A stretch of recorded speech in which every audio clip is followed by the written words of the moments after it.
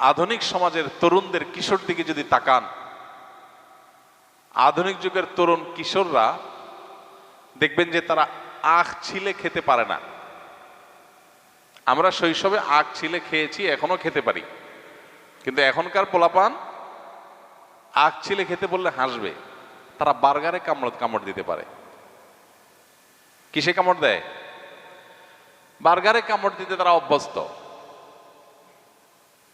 দোতলা, তিনতলা, চারতলা, পাঁচতলা উঁচু করা বার্গার, বিশাল বড় হা করে এই বার্গারে কামড় দিতে পারে, কিন্তু একটা আখ ছিলে খেতে পারে না, যেটা প্রাকৃতিক, যেটা ন্যাচারাল, যেটা আল্লাহর সরাসরি সৃষ্টি, যেটা প্রসেসড না, সেটা তারা খেতে পারে না।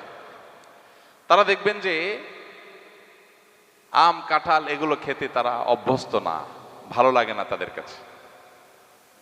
তাদের কাছে ভালো লাগে পিৎজা খেতে, বার্গার খেতে, ফাস্টফুড খেতে, চটপটি খেতে, এগুলো তাদের কাছে ভালো লাগে।